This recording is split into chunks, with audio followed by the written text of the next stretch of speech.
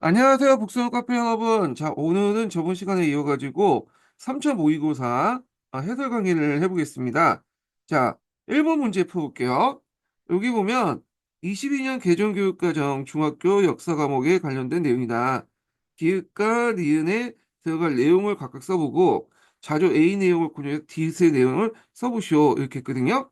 22년 개정교육과정인데 요거 개정교육과정을 이제 공부하실 때는 키워드 중심으로 공부를 해주셔야 될 것 같아요. 그렇게 해서 뭐 이걸 요약을 해가지고 공부를 하시는 분도 있는데 별 의미는 없어. 제 생각에는. 그래서 뭐 과목이라든지 이런 것들은 잘 모르겠지만 되게 이제 문장 지어주고 요 안에 뭘 들어가냐 하는 식으로 기품으로 나오기 때문에 일단은 교육과정의 이제 내용을 좀 약간 공부하시면서 이게 형광펜으로 중요한 내용들을 이제 체크하면서 이게 나가는 게 제일 좀 무식하지만 상당히 효과적인 방법이거든요. 그래서 이렇게 이제 그 내용을 이제 공부하실 때 교육과정을 보고 좀 암기하는 식으로 하시면 좋을 것 같아요. 자, 여기는 이제 역사인데 역사는 이 중학교 과정이 있죠. 중학교. 그래서 세계사하고 한국사 관련된 내용인데요. 자, 보면 역사에서 초등학교에 학습한 역사의 기초 개념과 초등학교는 우리하고 이제 상관없는데 이제 예전에 한번 문구 저기 뭐 영풍문고인가? 네, 거기 가서 이제 봤더니 5학년하고 6학년 때 그 한국사를 배우더라고요. 예, 모르겠어요. 지금은 교육과정이 이제 바뀌어갖고 이제 모르겠는데 자, 하여튼 자, 한국사에 대한 이해를 바탕으로 세계와 한국의 역사를 원모 속에서 이해한다. 이거는 이제 상호 관련성이라고 이제 적으시면 되겠죠. 상호 관련성. 그래서 이제 세계와 한국의 상호 관련성. 요거는 여기 22년 개정교육과정뿐만 아니라 뒤에 이제 쭉 7차 교육과정부터 해서 맨날 강조했던 부분이에요. 그래서 상호 관련성 관련된 내용이 그 예전에도 한번 시험 문제에 좀 언급됐었죠. 그래서 세계사적인 보편성과 그 다음에 한국의 특수성을 연결시켜서 상호 관련성을 가지고 본다. 이렇게 이제 보시면 될 것 같고 그 다음에 이제 여기 니은을 보겠습니다. 자, 과거를 공간적으로 다양성과 시간적 변화를 가정해서 착안하여 니은을 존중하는 태도 익히고 이렇게 했는데 자 여기는 니은은 이제 뭐냐면 역사적 그 다양한 정체성 다양한 정체성을 적으시면 되겠죠. 예. 그래서 아마 이거는 이제 다문화 사회가 요즘에 이제 하니까 이걸 염두에 두고 이제 얘기하는 것 같아요. 자, 그 다음에 핵심 아이디어인데 보통 이제 그 22년 개정교육과정에는 15년 개정과정이 없는 이 핵심 아이디어라는 것이 이제 추가됐거든요. 그래서 이제 이 내용을 보면, 자, 여기 보면 이제 인류는 지역적 시대적 배경에 따라 다양한 것을 정책을 수립한다 등등등 있는데, 자, 여기 보면 이제 자료 A의 내용을 고려해서 D를 적어 나왔잖아요. 자, 그래서 이제 여기 보면 여기 이제 역사 지식은 뭘 통해서 형성된다 이렇게 있는데요. 자, 역사 지식과 관련된 내용은 여기 있죠. 여기 역사를 통해서 학습자는 자료의 분석과 해석 과정을 탐구하여 능력을 키우고 역사 지식을 해석한다. 이렇게 있잖아요. 요거 바탕으로 해갖고 적으시면 돼요. 예, 그래서 여기에 집어넣으시면 된다. 이 역사 자료에 대한 분석과 해석.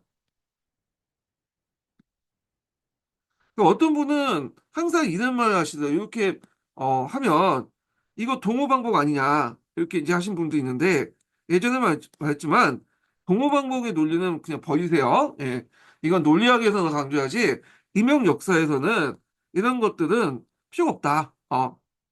그리고 특히 역교론 같은 경우에는 그 요즘에 나오는 이제 그 역교론 컨셉이 뭐냐면 예문을 보여주고 그 예문 속에서 추론하는 거야.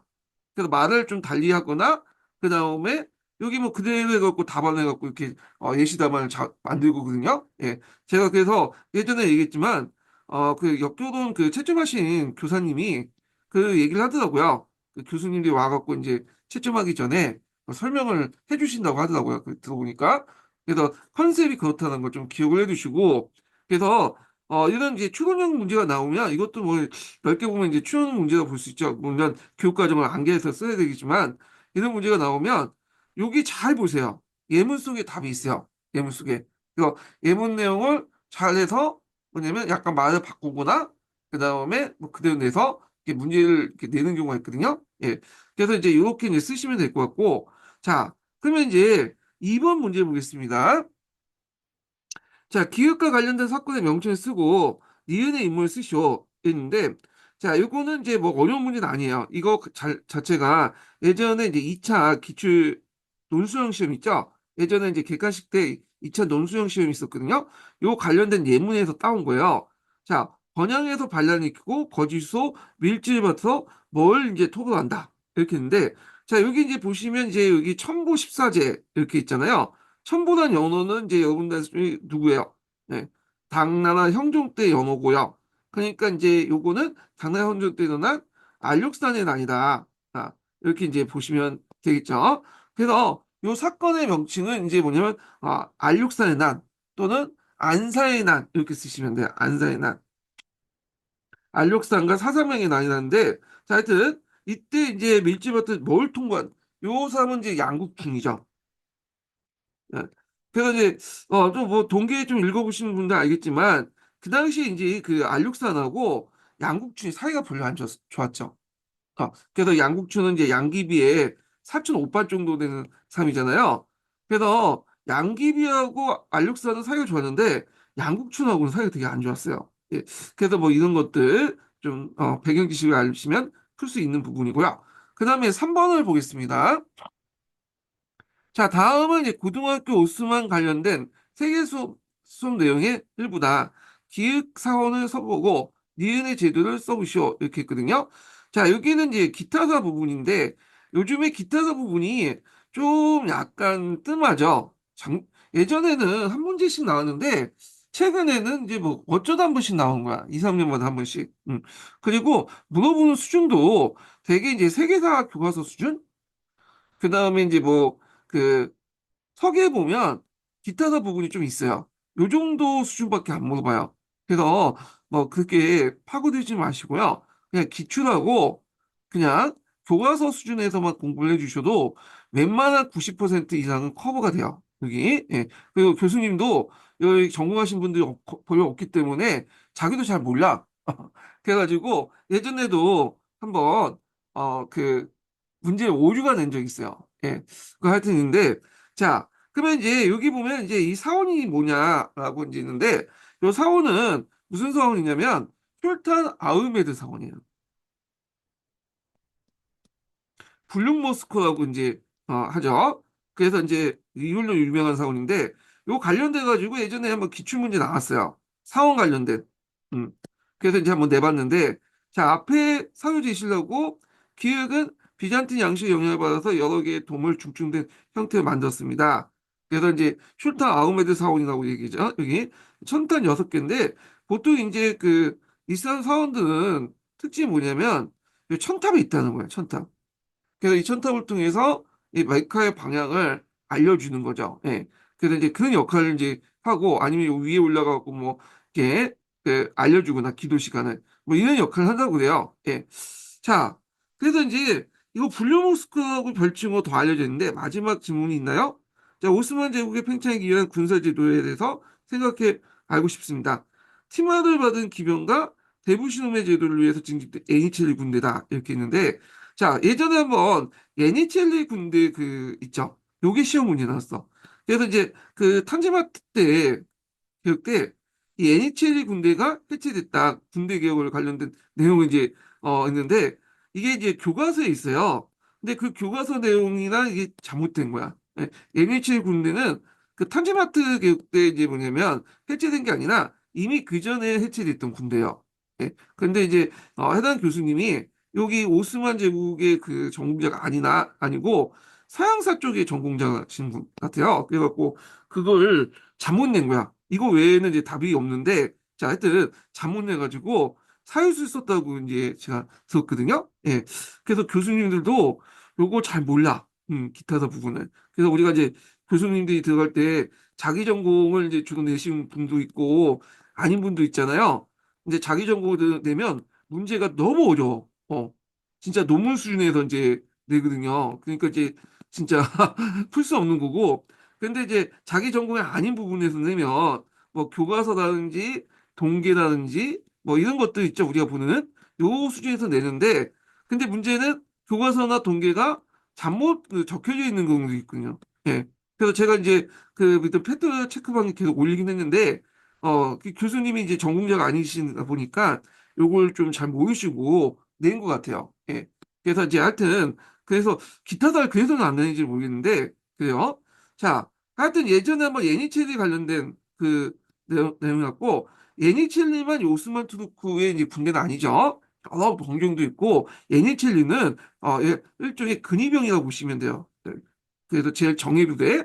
그래서 그중에 또 정예부대가 기병이 있어. 팀하나를 받은 기병들.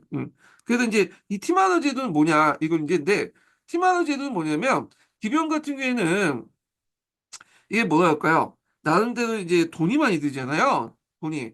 그래서 이들에게 이제 일종의 경제력을 어느 정도 보장을 해줘야 돼. 그래서 총량에 거주하는 기병에게 토지에 대한 징세권을 주고 그 대가로 무기와 이제 이런 말을 갖춰 전쟁에 참여하도록 제도가 이 티마도 제도다. 이렇게 이제 보시면 되겠습니다. 예. 자, 그래서 이제 이렇게 이제 보시면 되고 4번을 보겠습니다. 자, 기획 관련된 사건의 문제 해결을 위해 지원 요청에 근거가 된 기획 관련 조약 내용을 서술하시오. 그리고 니은의 의무를 쓰시오. 이렇게 했거든요. 자, 여기 대한매일신보고 이게 1905년에 있는 내용이죠. 아, 우리 민족의 치욕을 이 지경에 다다랐구나. 이렇게 했고, 나 뭐는 한 죽음으로써 한가 갖고 뭐 이렇게 쭉 있는데, 요거는 교과서사를 좀 읽어보신 분들은 웬만하면 알 거야. 여기 들어가는 사람은 누굴까요? 이 사람은요. 이 사람은 아 여러분들 이제 알다시피 잠깐만요. 민영환이라는 사람이죠. 민영환. 그 민영환이고 그리고 요 관련된 사람은 을사조약이죠. 일사늑약이라고 이제 해야죠. 정확히 말하면. 그래서 이제 있는데 여기에서 이제 기획사건을 관련된 문제 해결을 위해서 지원 요청을 근거한. 그러니까 기획사건, 그러니까 일사늑약에서 이제 외교권을 박탈당했잖아요. 그러니까 우리나라 국권을 이제 박탈하고 나서 그 당시 이제 고종이 누즈베트에게 친서를 보내요. 헐버트를 통해서. 이때 누즈베트는 우리가 알고 있는 이 프랑클린 누즈베트가 아니라 그 전에 시어도르 노즈베트라는 사람이 있어요. 네. 노즈베트가 두 명 있었잖아요, 미국에요. 자, 여기 보면 이제 1882년 이래로 아메리카 합중국과 한국 우호통상조약 관계를 유지하고 이거는 이제 무슨 조약일까요? 조미 수호통상조약이죠. 자, 근데 이제 이걸 근거해서 우리를 이제 좀, 도와달라. 그래서 이제 요청했는데, 저희 시어도 누즈베트가 그 당시 이제 그 어떤 사람이냐면, 친일파야. 이때 친일파라는 건 뭐냐면, 우리가 생각하는 그 친일파가 아니고, 일본에 대해서 상당히 호의적인 인물이에요. 이 사람이요. 예. 그리고 이제 이에 반해서 이제 대한제국에 대해서는 좀 깔봤죠. 그래서 이 사람이 이제 하는 얘기가 뭐냐면, 남의 나라가 쳐들어오는데, 주목 한번 알리지 못한 나라는 도와줄 축구가 없다는 거야. 예. 그리고 이제 누즈베트는 이제 이미 일본하고 이제 비밀 조약을 맺었잖아요. 가스타 템프트 미약 같은 거. 그러니까 헐버트가 와서 이제 만나달라고 해도 만나주지도 않았어요. 아마 누즈베트는 이 편지를 보냈는지도 몰랐을 거야. 아마 도중에 차단됐으니까 만나보지도 않고. 자, 그래서 여기에서 이제 그 디귿 관련 조약 내용이죠. 여기 근거가 된. 이게 이제 여러분도 알다시피 뭐냐면 거중 조정이라고 하죠. 거중 조정. 양국 가운데 한 나라가 삼국의 압박을 받으면 서로 도와준다라는 거중 조정인데, 자, 이 거중 조정은 그 당시 이제 이용장이 여기다 집어넣었어요. 근데 왜 조미수호 통상조약 이용장이 갑자기 나오냐? 조미수호 통상조약은 겉으로는 조선과 미국 간의 맺은 조약이지만 실제적으로는 이용장이 초안을 만들었어요. 그래서 그 조선 대표를 불려서 그냥 도장만 찍게 하는 그런 것들이거든요. 이용장 입장 볼 때는 그 당시 여기 중국이 있잖아요. 중국하고 이제 조선이 가깝죠. 그러니까 조선을 어떻게 인식했냐면 동번, 동쪽에 있는 그 번이다. 그 우리들 보호해 줄 수 있는 제국 정도 생각한 거야. 그러니까 조선을 이제 뭐냐면 상실하면 어디가 위험하죠? 국경을 위험하죠. 그러니까 항상 이 조선을 자기가 이제 그 보호할 필요 있는데 자기 힘은 좀 부족한 거예요. 그러다 보니까 누굴 끌어들냐면 미국을 끌어들여서 일본하고 러시아를 견제하려고 했던 거죠. 그래서 이런 것들을 통해서 거중조종이라는 걸 이제 집어넣는데 자, 이걸 이제 한국하고 아메리카가 각각 다르게 생각했어. 한국은 이걸 이제 공수동맹 정도 이게 생각을 했고, 이단 미국 같은 경우에는 이건 그냥 우호적인 편이다. 외교적인 어떤 수사다. 이렇게 생각을 했던 거죠. 그래서 이제 했는데, 이게 미국의 말이 맞긴 맞아요. 이런 걸 갖고 이제 어떻게 공수동맹이라고 볼 수는 없죠. 예. 자, 그래서 이제 이런 것들 좀 보시면 될 거고요. 참고로 이 거중조정이라는 것은 우리가 이제 조미수 통상 조약만 들어가 있는 걸로 아신 분도 있는데 아니고 모든 그 뭐냐 청나라가 중재한 모든 조약에 이 거중 조정이란 말이 들어가 있어요. 그럼 왜 조미수 통상 조약만 이게 부각이 되냐?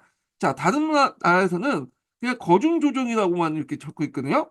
근데 여기 그 미국에서 피디라는 말이 있어요. 피디. 피디 거중조종 이런 말이 있어요. 그러니까 이게 일종의 뭐냐면 일종의 구속력 있는 거죠. 피디라니까 필수적으로 꼭이란 말이야. 이 꼭이란 말이 들어갔기 때문에 이걸 되게 강조했다. 그러니까 구속력을 이제 부여하려고 했다는 거 이렇게 이제 보시면 되겠습니다. 예. 자, 그 다음에 이제 5번을 볼게요. 자, 5번은 이제 사학사 관련된 내용이죠. 그래서 요번에 이제 교수님 보니까 사학사 전공하시는 분 같아요. 예. 그뭐 신문화사도 나오고 뭐 구조도 나오고 이런 것들 나온 거 보니까 사학사 전공하신 분이고 아마 이제 또 다음에 이제 들어가면 올해죠.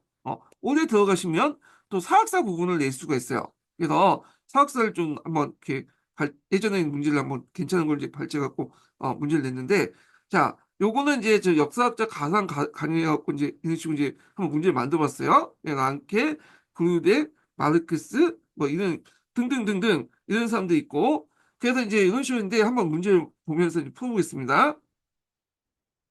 자, 여기 뭐 랑케가 있는데 역사의 개별적인 사건에 대한 인식이 후대 역사학적 부정적인 영향을 서술하시오 이렇게 했거든요. 그러면 여기에서 이제 볼게 역사 교육이죠. 역사 교육, 역사학이 아니에요. 그래서 역교를 공부하실 때 역사학과 역사 교육은 서로 밀접한 관련이 있지만 또 연결되지 않은 부분도 있어요. 역사 교육은 이제 학생들 대상한 거고 역사학 같은 경우에는 전문가를 대상한 거잖아요.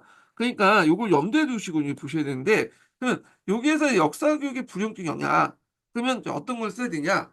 파란 책에 보면 랑케 이제 그 문제점이 있어요. 그 중에 4개 정도 나오는데 역사 교육과 관련된 내용들을 찾아서 쓰시면 되겠죠. 그래서 이제 좀 보면 자, 사건사 중심으로 역사 소설은 이들 역사적 맥락 속에 파악하거나 당시 사회적 구조를 파악하는 소홀하게 만든다. 사건의 역사적 의미를 부여하기보다는 그 사건 자체를 기억하는데 치중함으로써 학습자의 역사적 사실을 암기하는 인식을 가져오게 된다. 이렇게 이제 있거든요. 그래서 여기 보면 사회 구조, 이 구조를 이제 들어온 거는 마르크스 때부터 이제 이걸 이제 얘기를 하면서 도입된 거거든요. 그러니까 그 이전이니까 당연히 구조가 없겠죠. 그래서 개별적인 사실을 강조하면서 역사주의 입장에서 이 개별적인 사실을 알면 자연스럽게 그 어떤 인과관계에 들어갈 수 있다. 인과적 요소가 드러날 수 있다. 그런 삶이니까 요거는 당연히 이렇게 이제 파악을 해주시면 될 것 같고요. 자, 그 다음에 이제 여기 사건의 역사적 의미를 부여하다. 이 사건의 역사적 의미를 부여하기 안 하죠. 왜? 자아소고를 강조했잖아. 자신을 죽이고 뭐냐면 객관적 사실을 강조하는 거잖아요. 의미, 주관적 의미를 배제했어. 현재적 의미는. 그러다 보니까 이제 이거에 대해서 여러 가지 이제 반대하는 사람들이 많겠죠. 대표적인 사람들이 이제 콜링우드나 크로치나 그런 사람들이 반대했던 거고요. 자, 그래서 이제 한번 있고요. 그 다음에 두 번째 내용을 보겠습니다. 자, 니은에 해당하는 영향을 가지고 한 가지 써보고 A에 들어가는 내용을 쓰시오. 이렇게 있거든요. 자, 마르크스 학자의 역사인식은 랑케 역사인식이 망연한 서구 역사학에 큰 영향을 줬습니다. 그러니까 마르크스 학자의 역사인식. 자, 이 마르크스라는 사람은 역사학자보다는 좀 경제학적인 성격이 강해요. 네. 아직 19세기 때가 이제 뭐냐면 이때 학문의 어떤 정체성이 형성됐다고 해도 이게 이제 경영하는 사람들이 많거든요. 그러니까 이제 있는데 그렇지만 이제 역사 인식에 큰 영향을 줬다. 그래서 이제 우리가 알고 있는 이제 구조라는 거 있죠. 역사적 구조. 이번에 시험 문제 나온 거 있죠. 그래서 있고 그 다음에 유물론적 틀을 제시했다. 유물사관 같은 것들 이런 것들을 이제 보시면 될 것 같은데 그래서 이제 이것도 이제 남색책에 나오죠. 랑케의 일차원적 사실을 극복하여 역사적 구조와 가정의 상호 관련성을 인식했다는 점이요. 그리고 역사적 설명을 관념적 틀에서 유물론적 틀로 대체했다. 이렇게 보시면 되겠습니다. 자, 그 다음에 이제 A에 들어갈 내용이 뭐냐? A에 들어가는, 그래서 이제 L에 들어간 것은 여기 보면 최근 역사학계에서는 종래 정치적 인물이나 사상가 중심의 역사 소설에 탈피하여 집단적 전기, 수양적 문화 접근에 따른 A, 아래로부터의 역사죠. 이거 예전에 한번 07년 공사 문제에 한번 나왔던 거죠. 그래서 이제 이거 한번 내봤고요. 자, 그래서 이제 있고, 그다음 가의 답변과 나의 답변으로 적절한 내용을 각각 서술해 보시오. 이렇게 있거든요. 자, 역사는 과학이자 예술이라고 말을 했는데 어떤 의미가 있는가? 자, 그러면 요때 이제 랑케가 역사를 과학이자 예술로 얘기했어요. 예, 과학이자 예술. 그래서 이제 요때 역사는 수집하고 발견하고 탐구하는 점에서 과학이고, 그리고 어 그다음에 그것을 이제 뭐냐면 재창조와 서술하는 점에서 예술이다.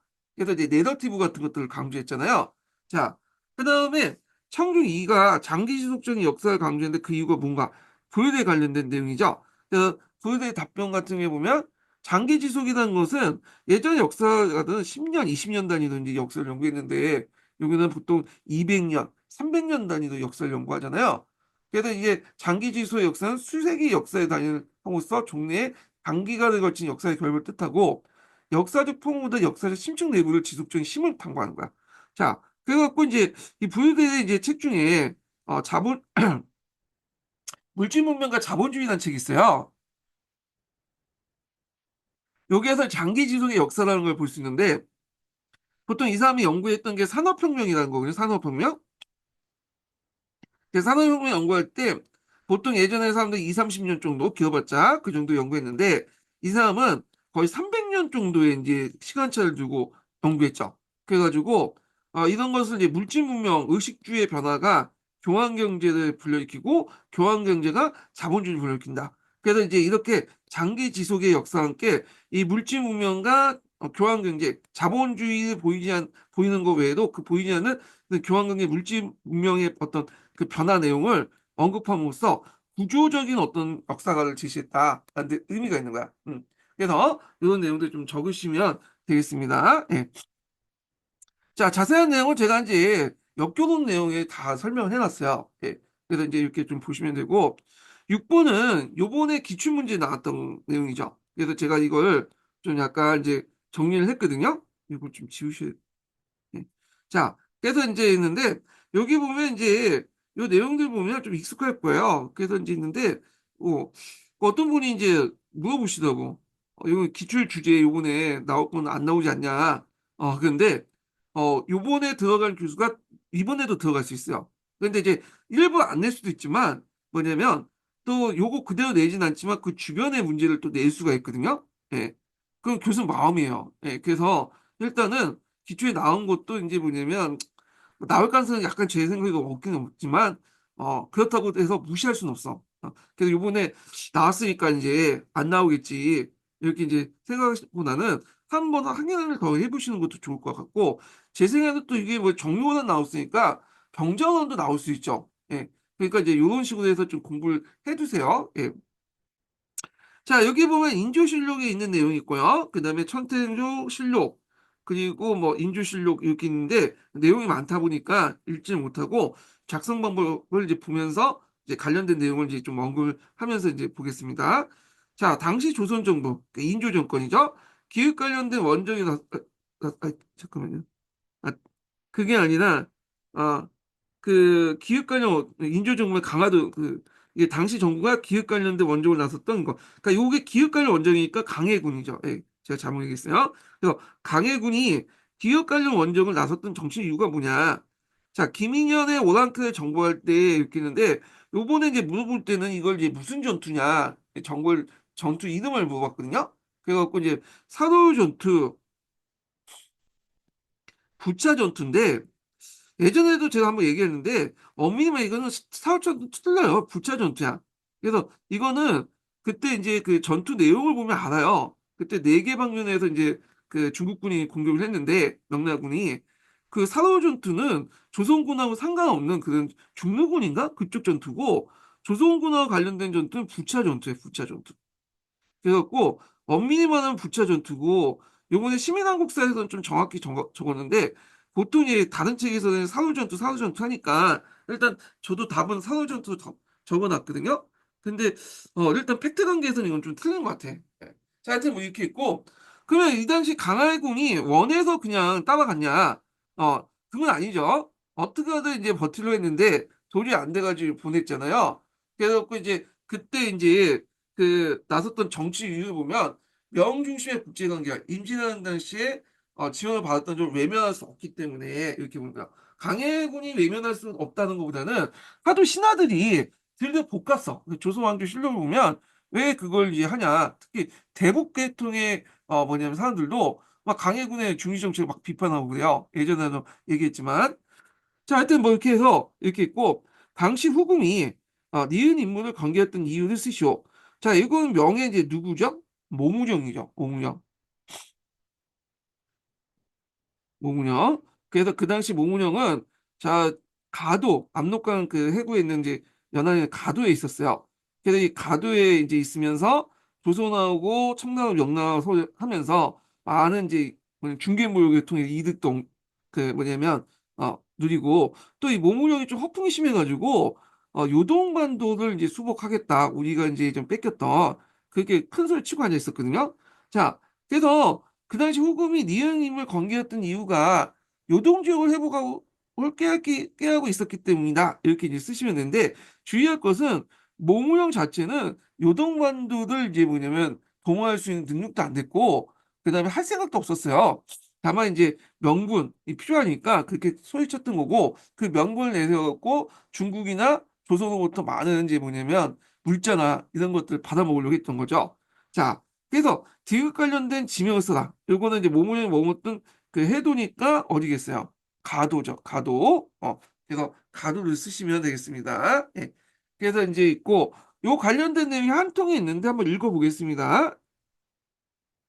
자, 인조 반정 후 강해군이 퇴위하고 북인 대신 서인이 집권하면서 친명 배금 외교 노선을 분명히 하였기 때문이다. 당시 후궁은 명장 모무령, 명장은 이제 뛰어난 명장이 아니라 명나라 명자예요. 명나라 장수 모무령이 철산의 가도에 주둔하고 요동지부를 회복하고 깨우는 데 대해서 위험을 느끼고 있었는데 조선 이단 태도는 그들의 신경을 더욱 자극시키기 충분했다. 이렇게 했죠. 요건 조선의 이단 태도는 그 인조 반정 때 친명 배경 정책 관련된 내용을 이제 보시면 되겠습니다.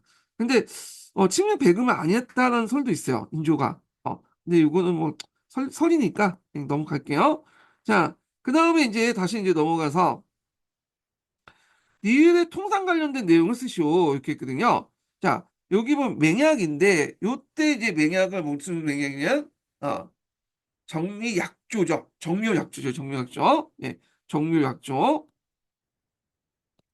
정렬 역제는 여러 내용이 있는데 요즘에 통상 관련된 내용이잖아요. 예, 그래서 제한을 뒀죠. 여기에 통상. 그러면 통상 관련된 내용은 국경에 간무역을 실시한다. 이 내용을 쓰시면 돼요. 간무역. 예. 그러면 왜 간무역을 이제 요구를 했냐면 그 당시 이제 청나라는 이제 후금이죠. 아직까지는 후금은 그 당시 이제 얘네들이 자체적으로 농사를 했긴 했지만 농사 생산이 그렇게 높지가 않았어요. 주로 이제 모피라든지 진주라든지 이런 것들 삼삼이라는 걸 가지고 청나라와 무역을 하고 있어요. 청나라 명나라죠. 명나라 무역을 하고 있었는데 그래서 그 대신에 생활 필수품을 받았어요.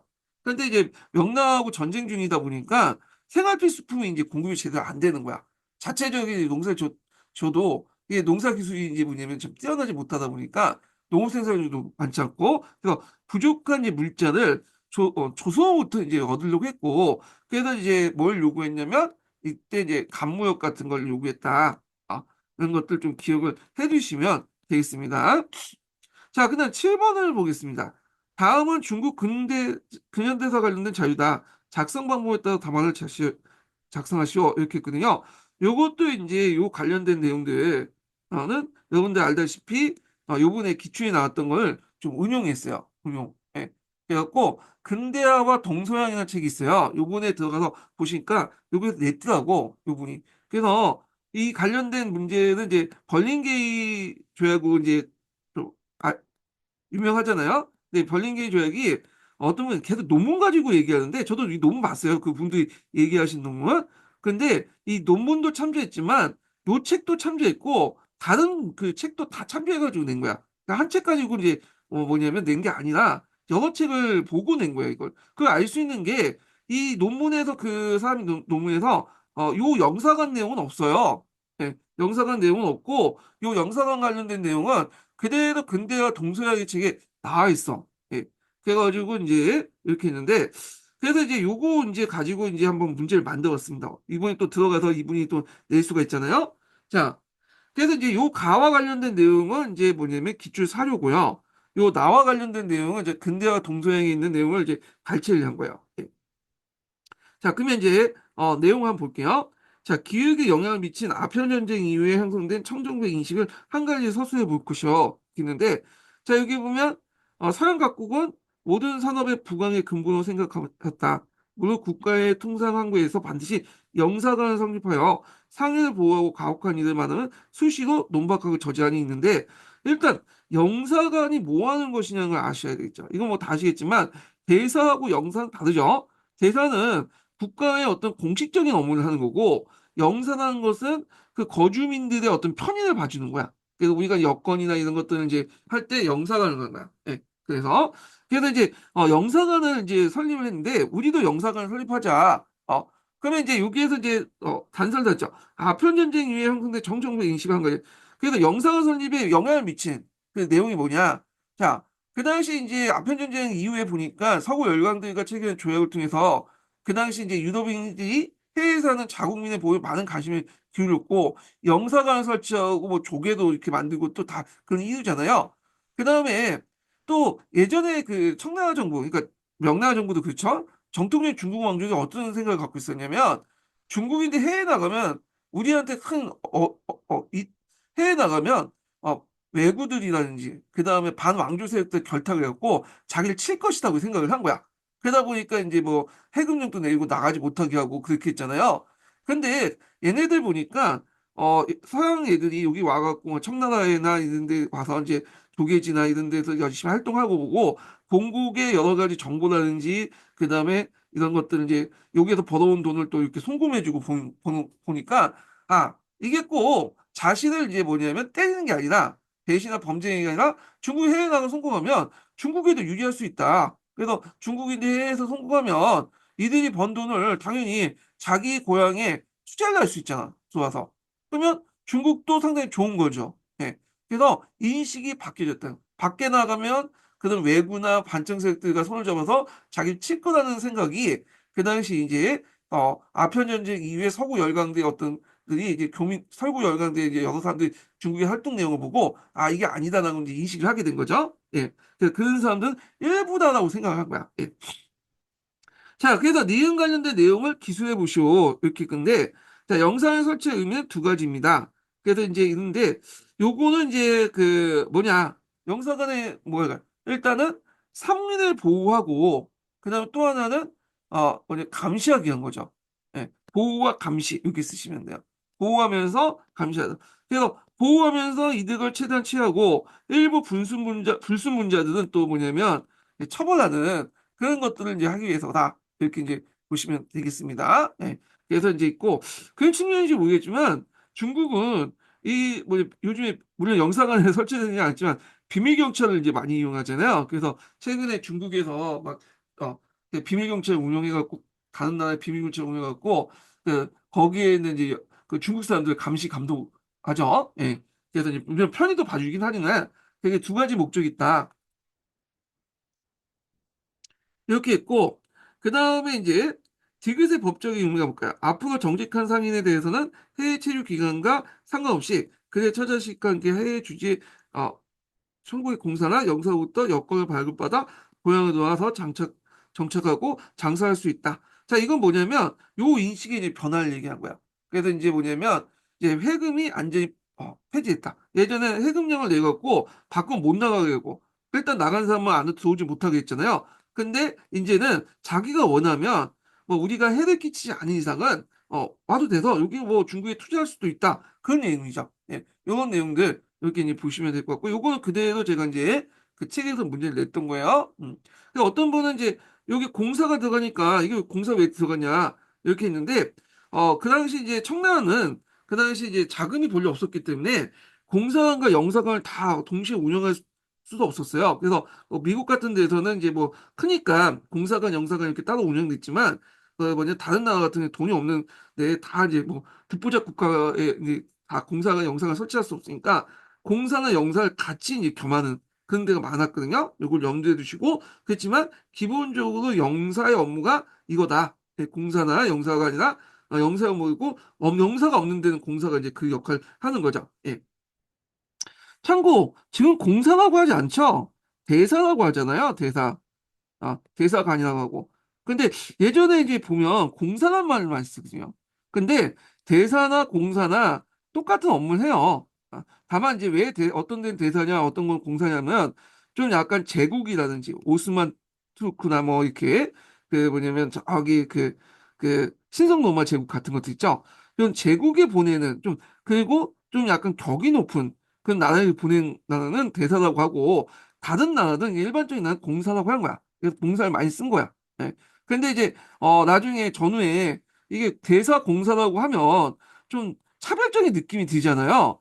그러니까 이제 공사 폐지하고 요즘엔 대사란 용어로 통일해 갖고 이제 대사관 이렇게 하는 거죠. 그래서 기본적으로 대사나 공사나 하는 일은 다르고 다만 그 파견된 나라의 격에 따라서 대사라고 하거나 또 공사라고 한다. 이렇게 이제 뭐 상식적으로 알아두시면 될 것 같아요. 자, 그래서 그 당시에 또 이제 그 출신상이나 현에 의해 구분되거나 뭐 있고 하상이나 뭐 하공, 콜인데 해외에 나갔던 사람들은 이제 분류 명칭이 그 당시 통일되지 않았어요. 그래서 우리가 알고 있는 이제 콜리라는 말이나 하공이라는 말은 여기 동일한 거죠. 이거는 공식적으로 쓴 거고 요거는 좀 약간 낮춰서 이제 얘기하는 건데 이걸 좀 통일 그 명칭이 필요하다. 그래가지고 중국인 체류자라는 의미에서 우리가 이제 흔히 알고 있는 뭐냐면 하교라는 말이 여기에서 나왔어요. 하교라는 말이. 예, 하교. 하교라는 말은 우리가 스스로 만드는 게 아니라 우리나라에서 중국에서 이걸 공식적으로 인정한 말이에요. 이거는 그 당시 이제 있는데 관련된 내용 한번 보겠습니다. 어차피 관련된 책을 가지고 있지 않으실 거니까 한번 볼게요. 자, 교는 타지에서 일시적으로 자리 잡는다. 라는 뜻을 갖고 있으니 하교란 중국인 체유자를 의미한다. 이처럼 하교는 1890년대 비로소 등장한 새로운 용어이다. 하지만 20세기 초반에 노동자는 하공이나 콜리로 상인은 하상을 부르는 게 더 일반적이었다. 이렇게 이제 보시면 되고요. 자, 그 다음에 넘어가서 이제 그 8번 문제를 보겠습니다. 자, 다음은 이제 감정이입과 관련된 이론을 참고해서 다음과 같은 수업 모형을 제시했다. 작성 방법에 따라서 답안을 작성하시오. 이렇게 했거든요. 일단 감정이입은 역교론에서 많이 나오는 주제들이죠. 예, 그래서 이 감정이입은 꼼꼼히 볼 필요가 있어요. 그래서 여기는 감정이 개념 관련돼서 미학, 사회학 및 일부 역사학자, 다수 역사학자. 예, 그래서 이제 이렇게 총체론, 부분론 이렇게 이제 구분을 하죠. 자, 그 다음에 이제 니의 감정이입인데 니는 이제 감정이입을 이제 또 심으로써 감정이입, 성취로서 감정이입, 절차에서 이게 네 가지를 구분했잖아요. 예. 그래서 이제 있고 그 다음에 이제 감정이입하고 취업에 관련된 수업 모형이 있죠. 3단계. 그리고 남색책이 들어가 있죠. 그래서 이제 이 내용들 좀 기억을 해두시면 되겠습니다. 여기 있고 자, 그러면 문제 풀어보겠게요. 자, 기획의 전제 조건 한 가지 쓰시오. 자, 여기 보면 감정이입을 인간의 총체적으로 이해하는 수단이다. 그러니까 인간의 내면을 이해할 때 감정이입을 아니면 이렇게 이제 할 수 있다. 그런데 이거는 이제 사회학자들이나 일부 심리학자들이 이제 얘기한 건데, 역사학자들이 얘기한 건데, 요게 전제 조건이 뭐냐 하면 다른 사람을 이해한 태도이다. 이렇게 들어가시면. 그래서 나도 이런 생각을 갖고 있기 때문에 다른 사람도 그렇게 생각할 것이라는 그런 태도 이런 것들이 이제 전제 조건이 있는 거죠. 그래서 이 남색책의 내용인데 거기 주위에 있으니까 한번 찾아보시고요. 자, 니은의 입장에서 가를 역사 감정을 좀 보지 못한 이유를 쓰시오. 자, 여기 보면 다수의 역사학자는 감정이입을 총체적으로 이해할 수단으로 삼잖아요. 그러니까 감정이입 외에도 여러 가지 상상력이라든지 그 당시 어떤 조건이나 관계라든지 이걸 통해서 뭐냐면 내면을 파악할 수 있다. 이게 일부분이지 총체적인 것은 아니다. 이렇게 했는데 자, 이 입장에서 그 역사적 감정이 가들 역사적 감정이 보는 그 가예문은 이제 뭐와 관련된 내용이냐면 카이샤도가 됨으로써 카이샤도가 왜 루비콘강을 걷는지 이해한다. 이런 내용이잖아요. 자, 요거는 이제 뭐와 관련된 내용이냐면 아유 잠깐 물 좀 먹고요. 동일시와 관련 동일시. 동일시. 그 동일시가 왜 역사적 감정이 되지 못하냐 하면 인간의 행동에는 동기뿐만 아니라 상황도 영향을 미치는 영향도 있기 때문에 그거야. 역사 증거도 필요하고. 그러니까 과거 행위자와 동일시하더라도 이를 알 수 없다. 내가 뭐 그 사람을 동일한다고 해도 실제 그 사람 마음을 알 수 없는 거잖아요. 자, 뭐 이런 등등의 내용을 쓰시면 돼요. 그래서 동일시와 공감은 여기에서는 뭐 인정받을 줄 몰라도 이쪽에서는 역사적 감정이고 볼 수는 없다라는 입장이에요. 예. 이거 관련돼 갖고 예전에 사지선단 관련된 문제가 시험 문제 나왔죠. 예. 자, 그다음에 디귿에 보면 감정이입의 네 가지 전제 조건 이렇게 있는데, 자, 디귿의 전제 조건 중에 니은 전제와 관련된 내용을 쓰시오 이렇게 있거든요. 성향으로서 감정이입과 관련된 것은 합리성이죠. 합리성. 그래서 감정이입 네 가지 전제 조건 있죠. 뭐 합리성, 투수성, 뭐 상황성 이런 등등 있잖아요. 그 중에 합리성이 있다. 합리성이란 뭐냐면 과거 사람들도 합리적으로 행동한다는 거야. 합리적으로 행동한다는 건 뭐냐면 목적, 상황, 수단이죠. 그런데 이제 요 상황수 감정임은 열자 이제 뭐냐 현재적 위치에서 보기 때문에 주로 이제 현재적 가치에서 이제 보는 거죠. 그래서 이 니의 감정이입은 성취수 감정이니까 성향수 감정인데 여기가 주야. 이건 보조적이고. 이 성향수 감정이입은 왜 하냐 하면 요거는 남색 책에 있진 않고 검은 책의 내용이 있거든요. 검은 책에 보면 그 당시 이제 그 자료가 부족할 경우 이런 것들을 이제 하는 거죠. 성취수 감정이입은 자료를 바탕으로 인지적인 것들이지만 요거는 자료가 부족할 경우에 한도 내에서 성향성 감정이입을 거야. 예를 들어 뭐 구석기나 뭐 신석기 그다음에 뭐 자료가 부족한 그 역사 되게 많잖아요. 그럴 경우에 이런 현대적 입장에서 얘도 이제 그런 생각을 할 거다. 목적 상황수다. 따서 그걸 전제로 해가지고 이해하고 요때 전제를 두는 성향수 감정입은 주로 이제 누구 입장에 현재적 입장에서 보는 거다. 이렇게 이제 보시면 되겠죠. 자, 미음과 관련된 대표적 글쓰기 평가 방식을 한 걸 쓰자. 그래서 학습자 활동했는데 이거 요 세 가지 단계를 외워 두셔야겠죠. 예전에 기출문제 나왔으니까 네, 외워 두시고 여기 보면 학습자의 창의성이 상당 부분에 들어가 있는 글쓰기를 통해서 평가한다. 그래서 이제 여기에 관련된 글쓰기 평가 방식 대표적인 거는 역사 일기 쓰기가 대표적이다. 이렇게 쓰시면 되겠습니다. 예. 그래서 요거는 추체험 활동이라 보시면 돼요. 자기가 마음속에 생각한 걸 표현하는 거죠. 이 역사 교육에서 추체험은 의미를 얘기하는 거고요. 자, 그 다음에 9번을 보겠습니다. 9번. 자, 이거는 이제 예전에 한번 기출에 문제 나왔던 이제 알비파를 이제 가지고 저 문제를 한번 만들었어요. 그래서 이제 여기 있는데, 자, 여기 보면, 멋멋은 이론적 교리를 가지고 있었다. 물질을 악으로, 며 영혼은 선이다. 첫째, 이원론적인 사고방식을 갖고 있는 파는 알비파죠, 알비파. 이 알비파는 마니교에 많이 영향을 받았어요. 여러분들 알다시피 마니교는 선과 악을 세상으로 나누잖아요. 그래서 이렇게 해갖고 선은 정신적인 거, 악은 물질적인 거. 그 정신적인 강조하고 물질적인 배격하는 그런 것들 이제 강조했던 것이 이 알비파죠.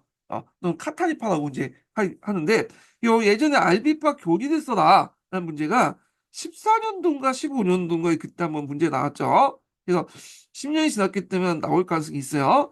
그다음 알비파가 이제 유행할 때 남프랑스 지역에서 같이 유행한 파가 있었는데 그 파가 뭐냐면 좀 잘 약간 알비파더보다는 잘 알려지지 않죠. 발도파요. 예. 그래서 이제 발도파의 내용을 보면 자, 자발적인 빈곤이나 신약성서의 이제 신봉이라고 이제 할 수 있는데 이런 이유로 이제 본인은 이용의 빈자가 별칭 듣기도 했다. 그래서 이제 그런 그 그런 이제 발도파의 이제 주장에는 가장 문제가 되는 건 카톨릭 교회의 허가 없이 설교하는 것이다. 또한 교회나 성사가 필요 없는 걸 봤다. 이렇게 했는데 이게 이제 요 파는 카톨릭 파는 알비파는 대놓고 이제 이단을 이제 나섰던 거고 뭐 이단이라고 해도 그냥 카톨릭 입장에서 이단이죠. 예. 근데 얘네들은 교회에서 벗어나지 않았어. 예. 않으려고 했는데 그 교회 자체가 이제 그 뭐냐면 카톨릭보다 이단인 거야. 그래서 이제 이단을 취급받는 거죠. 결국에는 이 그 카타이파나 그다음에 이 알비파는 남프랑스 일대에서 이제 확산이 됐고 요 남프랑스 일대 이제 그걸 확산되니까 그 당시 예전에 이노케티오 3세가 자 뭐냐면 알비파 십자군을 이끌고 여기를 공격해 갖고 이제 뭐냐면 진압을 했죠. 예. 그런 것들을 이제 연결시켜서 이제 보시면 될 것 같고 그 당시 이제 그 뭐냐면 이단이 확산되니까 이단을 막기 위해서 여기 보시면 알겠지만 종교 재판 같은 걸 돼요. 이거는 이제 종교 재판 과정에서 진술 내용 관련된 내용이에요. 그래서 이제 이단어 해갖고 이제 종교 재판을 해가지고 얘가 이제 뭐 이단이나 하면 마녀나 이런 걸로 몰아갖고 이제 죽이고 그런 것들인데 이미 이제 이게 우리가 17세기 때만 그렇게 있은 걸로 아는데 16, 17세기 종교개혁 때 그것만 있었던 건 알고 있는데 종교 재판은 이미 예전부터 있었던 거예요. 이거는. 자, 하여튼 기획과 니은의 이단 명칭을 각각 써보고 이들 이단에 대한 교회 대응을 다자를 고려해서 쓰시오. 요거는 앞에 이제 다자를 자를 고려해서 써야 되는 죠. 그러니까 이제 종교 재판을 실시했다. 이렇게 보시면 되고, 자, 니은의 이단을 규정한 공예. 이거는 사차 라테는 공예예요. 예전에 시험 문제 나왔죠. 그 다음에 이 공예에서 결정한 기본적인 교리 내용을 한 가지 쓰시오. 이렇게 했는데 성체성사에서 성체성사와 하체설 그러니까 성체성사에서 하체설 공유했다. 성체성사는 그 7차 7개 칠성사가 있잖아요. 그래서 이제 그 성체성사는 빵과 포도주를 먹잖아요. 빵하고 포도주가 이제 그 뭘 상징하냐면 빵은 예수님의 그 육신이요. 그리고 그 몸이고 그 포도주는 예수님의 피라고 하잖아요. 예. 근데 이제 하체에서는 그게 그대로 믿는 거야. 빵이 뭐냐면 포도주가 된 거고, 육체가 그 살이 되는 거고, 그 다음에 그 포도주가 피가 된다. 뭐 이런 걸 그대로 믿게 하체선인데, 자, 하여튼 이 하체선을 그대로 공인했다. 요거는 부정했거든. 성사 필요 없고, 뭐 하체 같은 거는 다 물질적인 거 주장하잖아요. 알비파 같은 경우는. 그래서 이제 이런 내용들 이제 보시면 될 것 같고요. 라테는 4차 공예는 예전에 한번 시험이 나왔기 때문에 또 나올 수가 있어요. 그래서 파악을 좀 해두시면 되고요. 요 관련돼 갖고 한번 좀 읽어보겠습니다. 여기 보면 종교 재판 관련된 내용인데 요거 한번 볼게요. 자, 종교 재판 처음에는 설득과 계몽에 의한 것이어서 교황사절이나 삭발사제가 주로 이제 진행됐다. 하지만 시간이 지나면서 이단을 저지르기 위해서 고문이 장행됐고요. 대부분 마녀 혹은 남자 마녀란 자백을 받게 됐다. 뭐 이렇게 있고. 자, 그 다음에 이제 10번 문제를 보겠습니다. 자, 10번 문제 보기 전에 첫 번째 인증번호 알려드릴게요. 첫 번째 인증번호는 22번입니다. 첫 번째 인증번호 22번이에요. 다음은 고려시대에 관련된 자료다. 작성 방법에 따라서 답안을 작성하시오. 이렇게 했거든요. 그래서 이제 요거는 이제 여기 그 가와 관련된 내용인데 최충원 정권이 마운드에 있고 여기 쭉 해가지고 정방이 만들어진 것까지 쭉 이렇게 있어요. 최후 이후. 그래서 이거는 예전에 기출 관련된 사료에서 이제 나왔던 거고요. 자, 그다음에 이제 여기 보면 참고로 최충원이 정방을 만든 건 아니고 최충원 여러분들 교정도감을 만들었죠. 그래서 교정도감에 인사 권한이 있었어요. 근데 최후가 그 아버지의 교정된 인사 권한을 따로 빼서 만든 게 정방이에요. 예. 그래서 이 정방과 관련된 설명을 이제 쭉 하고 있다. 이렇게 이제 보시면 되겠습니다. 예. 자, 그 다음에 이제 나는 국민왕 때 얘기군요. 국민왕 때. 자, 국민왕이 이제 와가지고 정방에 어떤 거 이게 문제가 있다. 그래서 정방을 뭐냐면 폐지해라. 이런 내용이야. 그리고 원래 있었던 삼성 육부간제 있죠. 원나라 때 격화됐던 삼성 육부제도를 다시 복구한다. 그런 내용들이 있는데, 자, 그러면 내용을 보겠습니다. 뒤에 관청은 이제 정방. 이렇게 쓰시면 되고, 이 관청이 무신집권위에 미친 부정적 영향을 쓰시오 이렇게 했거든요. 네. 그래서 이제 정방 같은 경우에는 어떤 무신 정권에서 만든 이제 사적 기구잖아요. 그런데 다른 사적 기구 뭐 도박이라든지 이런 것들은 없어졌는데 그 정방은 그대로 남아 있었어. 그래갖고 후에도 이제 무신 정권이 없어진 후에도 계속 남았는데 이게 정방을 국왕이나 권력자들이 인사 관련된 규정이나 관리를 무시하고 인사권 행사에서 정치 질서를 불량케 하는 문제점이나 그래서 그 당시 국민당의 입장일 때 여기 너무 검은 세력들이나 이런 사람들이 너무 하다 보니까 이걸 폐지시켰죠. 근데 웃긴 거를 다시 이 사람이 또 재설치해요. 그건 뭐냐면 측근 정치 때문에. 예.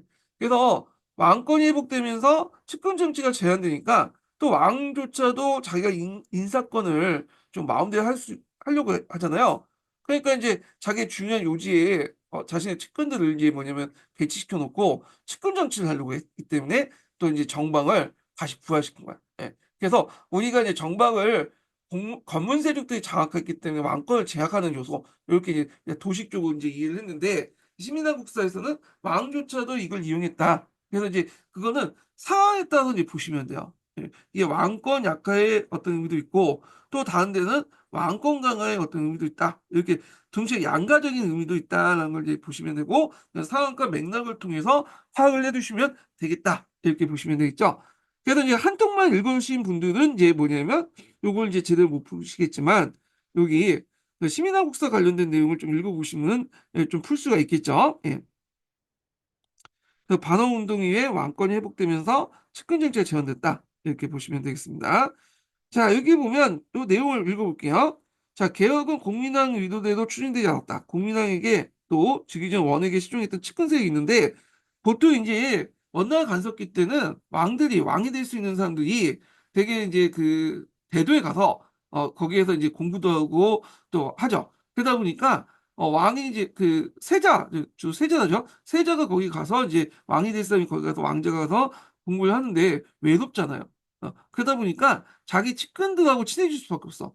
그래서 이들이 이제 다시 이제 복귀해서 왕이 되면 그 고려해서 왕이 되면 그 측근들이 막대한 권력을 이제 강화시키군요. 그리고 국민당도 한동안 이제 그 대도에 있기 때문에 이 대도에서 같이 있었던 측근 세력들이 많아요. 그러니까 이제 이 사람이 왕권 강화에 이 측근 세력들은 이제 뭐냐면 자기 요직에 자기 마음대로 꼽아줘야 되겠죠. 그러니까 이게 보니까 정방이 필요한 거야. 비록 초창기 때 없었지만 그래서 다시 부활시켰다. 이렇게 이제 이해를 해주시면 되겠습니다. 자, 그 다음에 이제 여기 보면 또 할게요. 뒤에 넘어가서 11번을 보겠습니다. 다음은 일제강점기 시기 때 사회주의와 관련된 자료다. 작성 방법에 따라서 답안을 작성하시오. 이렇게 있거든요.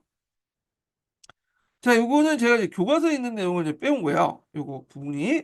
그래갖고 동아교과서인가? 예, 동아교과서에서 이제 빼온 건데 그래서 이제 여기 보면 극동 피압방 인민대표회의 많이 듣던 거죠. 예, 전에 한번 시험 문제였던 중국사에서 나왔던 건데 요거 2차 코미테는이죠. 2차 코미테는. 그래서 여기에서 이제 뭐냐면 민족주의자와 손을 잡아라 이런 이제 그런 것이 결정됐잖아요. 그래서 제1차 국공합작이 또 배경이 되기도 하고 이렇게 했는데 이때 이제 중국 공산당뿐만 아니라 한국의 공산당도 여기 참여했어요. 그래서 이 대표적인 사람이 이제 여운형 같은 사람이 이제 이죠. 그래서 여운형, 이동희 뭐 이런 사람들이 이제 참여했다는 거. 자, 그 다음에 이제 있는데 요 내용은 이제 나중에 좀 읽어보면서 이제 좀 하고요. 여기 보면서 풀어보겠습니다. 자, 자료 A 관련해서 그 한국 대표에 제시한 방안 및 그 방안에 영향을 서술하시오. 이렇게 있거든요. 자, 자료 A에서 뭘 제시했냐? 강범위한 통일전선, 좌우합작을 제시했죠. 이건 뭐 중국사도 마찬가지예요. 그래서 이제 후에 이제 뭐냐면 영향은 신간에 1927년 신간에 영향을 줬다. 근데 중국 공산당은 좀 일제 국공합작에도 영향을 줬죠. 자, 그다음 자료 A 당시에 양대 한인 사회주의제 파벌 내에 위견 대립을 기소해 볼 것 이렇게 했는데 자 이게 1922년이잖아요. 근데 그 전에 1921년에 그 한인 사회주의자한테가 여러 당이 있었는데 하나 묶어가지고 고려 공산당이 창당됐어요. 고려 공산당. 그래서 이제 일당 일국주의 하나의 당 하나의 국가에는 하나의 당이 있어야 된다. 그래서 사회주의든 공산주의든 하여튼 하나 뭉쳐갖고 힘을 모아야지 이렇게 분리돼서 안 된다는 커미트먼트 지시에 따라서 일당 일국주의에 따라서 고려공당이 이제 만들어졌는데 문제는 이 고려공산당 안에 여러 파벌이 형성된 거야. 그래서 크게 이제 보면 그 뭐냐 우리가 이제 알다시피 뭐와 뭘로 나누죠? 그 당시 이르치크파와 그 다음에 상하이 공산당파 이렇게 두 가지가 있잖아요. 얘네들이 티고티고 싸우게 된 거예요. 그래서 이제 일어난 것이 나중에 자유시 사건 아니에요? 예. 상하이 공산당파는 그 이제 어떤 특징이 갖고 있냐면 상하이 공산당파는 민족적인 성격이 강해요. 이동희 같은 사람들 있죠. 근데 이르치크파는 어떤 사람들이냐면 주로 이제 한인으로 구성되긴 했지만 러시아에 기하된 한인이야. 그리고 러시아에서는 이제 민족주의가 강조되긴 하지만 여기에서 많은 민족주의는 어떤 우리가 생각하는 그 민족하고 달라요. 뭐냐면 일종의 노동자 계층들 하나의 민족을 생각할 거야. 애들은. 그리고 러시아 같은 경우에는 민족주의를 또 강조할 수 없어. 우리가 생각하는 그 어떤 문화적 민족주의. 왜냐면 이거 강조하면 러시아는 다민족 국가이기 때문에 소련 같은 경우에는 민족주의 국가면 어떻게 해요? 학살 강조되면 이게 뭐야? 어, 이게 러시아 사회가 무너질 수가 있어. 소련이. 그러다 보니까 민족보다는 계급을 강조할 수밖에 없고 민족이 꼭 계급이다 이런 논리가 나온 거야. 근데 아시아는 좀 다르죠. 아시아는 계급도 강조하지만 민족도 강조하고요. 때에 따라서 민족을 더 강조하는 거 있어요. 이게 이제 아시아 공산주의의 좀 특징이에요. 소련과 다시. 그래서 우리가 알고 있는 베트남, 그다음 중국, 그다음 북한 다 이 민족주의 색깔이 강하거든요. 예. 그거는 러시아 없는 거야. 러시아 같은 경우에는 민족주의 강조하면 해체되기 때문에 제국이 분열되죠. 근데 이에 반해서 이제 아시아 민족주의자들은 상당히 뭐냐면 민족을 강화시켰는데 근데 하여튼 이르츠크파는 이런 러시아 영향을 받아서 민족보다는 계급을 더 우선시 여기고 상하이 공산당파는 민족보다는 민족과 계급 중에 민족을 더 강조한다. 이런 것들이 충돌될 수밖에 없는 거죠. 그래서 이제 요 내용들을 쓰시면 될 것 같은데 이거 어려운 문제 같지만 이제 일단은 시민한국사에 있는 내용이니까 한번 문제를 내봤습니다. 그거 한번 답을 볼게요. 네. 자, 일단 상하이파 공산당은 여기 보면 아이고, 이거. 상하이파 공산당은 그 당시 먼저 민족해방을 수행한 뒤에 그 결과를 토대로 사회주의 혁명을 하자는 입장이고 연속혁명이고 자 이르츠파 공산당은 민족혁명과 사회주의 혁명을 동시에 병행한다. 즉각적인 사회주의 혁명을 제시했다. 그래서 상하이파는 상대적으로 민족을 강조했고 이르치크파는 러시아에 기하된 사람들로 구성됐기 때문에 소련의 말대로 민족 해방과 사회주의는 계급을 강조했다. 그래서 이런 이론이 이제 나온 거죠. 우리 예. 자, 그래서 이제 이 내용들 좀 기억을 해주시고요. 자, 이거 한번 읽어볼게요. 자, 코미테름은 각 나라 지역마다 지분을 한 곳만 인정하는 일당 일국주의라고 하죠. 인정했다. 상하파 이르축구파는 컴퓨터의 배타적 지부가 되기 위해 서로 경쟁했고 상하파는 먼저 민족해방을 수행한 뒤에 그 결과를 토대로 연이어 사회주의 혁명을 도모한다는 영성을 지지했고 반면에 이르축구파는 민족해방과 사회주의 혁명을 동시에 병행한다는 즉각적인 사회주의 혁명인데 겉은 민족해방이지만 실제 여기에 초점을 맞췄다고 보시면 돼요. 계급에. 그래서 더 붙이면 러시아 같은 경우에는 소련이죠. 좀 민족에 대해서 좀 약간 이제 뭐냐면 이중적인 특징을 갖고 있어요. 그래서 대내적으로는 이제 뭐냐면 민족을 주의를 학살을 막으려고 해요. 애들이. 근데 대외적으로는 민족 자결주의를 내세워서 민족을 이제 혁명의 수단으로 삼는 거죠. 예, 이게 좀 있고 또 얘네들도 또 그 당시 이제 히틀러가 쳐들어오니까 대조국 그 해방 전쟁 하면서 그 뭐냐면 민족을 또 내세요. 잠깐. 하여튼 뭐 그런 특징을 갖고 있다. 이렇게 보시면 될 것 같고 자. 그 다음에 이제, 제가 이제 12번 문제를 보겠습니다. 자, 다음은 서양 근현대사 자료이다. 작성 방법에 따라서, 어, 그 답안을 작성하시오. 이렇게 있거든요. 자, 여기 이제 뭐와 관련되는 건 대공황과 관련된 내용입니다. 대공황. 대공황인데 이번 대공황은 알다시피 인플레이션이 아니죠. 이건 디플레이션이에요. 그래서 그 구매력이 이제 떨어지기 때문에 어, 그 공급량보다 구매력이 떨어져서 이 당시 이제 기업이 파산되니까 은행도 파산되면서 하는데 이 공황이라는 형상을 이제 이렇게 설명할 수 있는데 이 공황이 그 당시 이제 대공황만 일어나는 게 아니라 예전부터 쭉 있었어요. 이 자본주의 주기에 따라서 필수적이야. 어쩔 수 없어. 근데 1929년 대공황이 그냥 잠깐 일어나는 게 아니라 잠깐 경기 침체가 일어나는 게 아니라 뭐죠? 이게 전 세계적으로 확대됐어요. 이게 왜? 미국에서 일어났기 때문에. 그 당시 미국의 뉴욕은 영국을 제치고 그 뭐냐면 일종의 그 금융의 중심지 역할을 했죠. 근데 미국이 금융의 중심지 역할까지 하는 건 좋은데 문제는 곧바로 그 역할을 제대로 수용 못하는 금융의 중심지 역할. 왜냐하면 최종 대부자로서 역할이 있거든. 그러니까 영국 같은 경우에 오랫동안 착오를 통해서 어떤 나라가 이제 좀 파산되거나 빵꾸가 나갔다. 그러면 그거에 대해서 이제 영국 정부가 내서 그 중앙은행이죠. 중앙은행이나 하여튼 영국 정부가 나서서 이걸 이제 메꿔주는 역할을 했거든. 돈을 빌려주거나. 그러니까 어느 나라는 IMF 같은 역할을 했어요. 최종 대부자 역할을. 그래서 이런 그 경제적인 어떤 파탄을 최대한 막으려고 했거든요.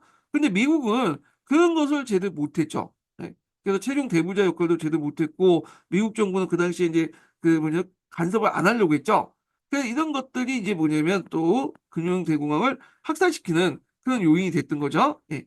뭐 이렇게 이제 보시면 될 것 같고 그래서 나중에 이제 그 루즈벨트가 이제 등장하면서 이거에 대한 이제 대책을 마련하죠. 그래서 여러분들은 뉴딜 정책이라는 걸 만들잖아요.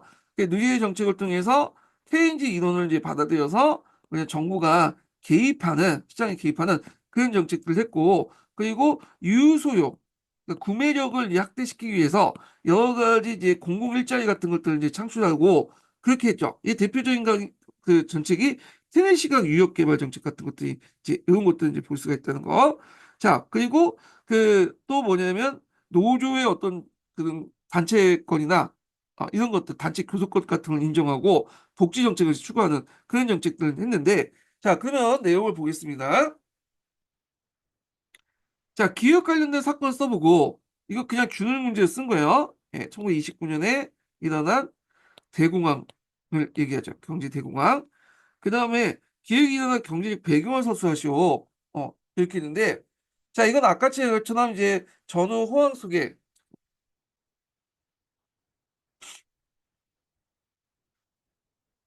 자, 전후 호황 속에 가대하게 이루어진 투자 생산이 소비로 연결되지 못하고 불황에 빠졌고 그 생산은 늘어났으나 노동자의 실질 임금을 오르지 않고 구매에 떨어져 창고에 재고가 쌓였기 때문이다. 이렇게 쓰시면 돼요. 그래서 공급에 비해서 구매력이 떨어졌기 때문에 그래서 이때 이제 유명한 말 있죠?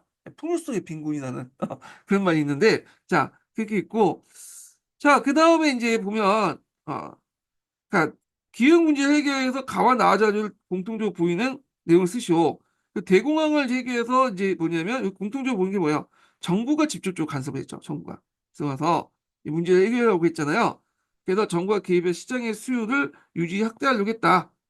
그래서 이때 유효수라는 건 구매력이라고 보시면 돼요. 일자리를 창출해서 구매력을 이제 뭐냐면 확대시키려고 했다.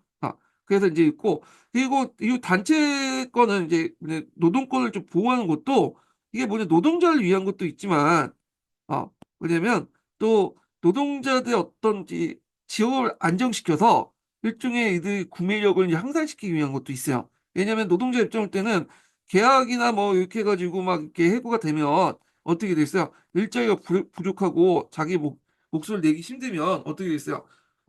힘들잖아. 예. 그러니까 이제 구매 소비를 안 하겠죠. 그래서 나름대로 이제 노동자들에게 뭔가 자기 몫을 내고 일자리 안정성을 이제 보장하기 위해서 이제 이런 노동권을 좀 보장한 것도 있거든요. 그래서 그들에게 이제 심리적 안정감을 줘서 이제 장기적으로 구매를 할 수 있도록 이렇게 한 건데 그렇게 했고요. 참고로 미국은 이거는 이제 뭐 얘들은 해고가 일사가 돼 있죠. 지금 뭐 나가라면 나가고 그런 건데 그래서 이제 이런 풍토 속에서는 이제 그 당시의 입장이요. 그 당시에는 좀 약간 노동자들의 어떤 소비를 확산시키기 어려우니까 구매를 이제 할 수 없게 하죠. 소비가 장래가 불안하면 소비를 할 수 없잖아요. 그래서 이런 것들을 좀 이제 안정화시키기 위해서 이제 이런 거의 노동 조건을 개선하는 그런 걸 했다. 이렇게 이제 보시면 될 것 같습니다. 예. 자, 그 다음에 어디까지 한 거야? 자, 그 다음에 니은에 들어갈 것은 뭐냐? 요거는 그 전국 노동관계법을 얘기하죠. 이렇게 있고. 자, 그래서 이제 이렇게 한번 풀어봤고요. 좀 쉬었다가 그 뭐냐면 전국 B로 이제 넘어가겠습니다. 예.